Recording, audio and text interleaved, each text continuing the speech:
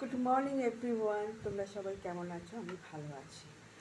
আচ্ছা, আজকে বুধবার, কালকে যাই হোক, অনেক সময় জানো কালকে প্রায় রাত্রে শুতে শুতে আমাদের 3টে বেজে গেছে। মা মেয়ে এত গল্প করছি, মেয়ে গল্প করছে, আমিও গল্প করছি, ঘুমের কোনো ইয়ে নেই।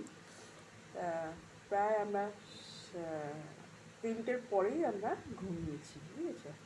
তো সকালে উঠেছি, আর দেখবে এক এক সময় না সকাল থেকে ঘুম থেকে উঠে একটা মুডটা ভালো থাকে।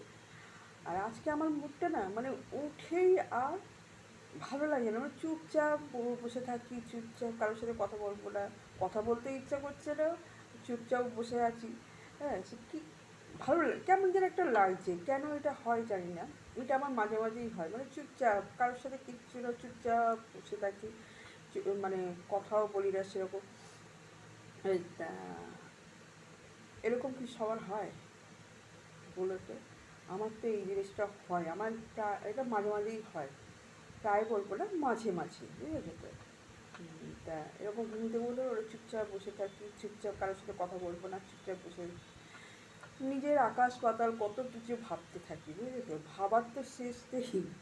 যদি একটুখানি শুয়ে থাকে, ঘুমানোর আগেও পর্যন্ত মানুষ ভাববে, বুঝলে তো? ভাবা চিন্তা এটা কোনো দিন একটা জীবন থেকে বাদ দেওয়া যায় না।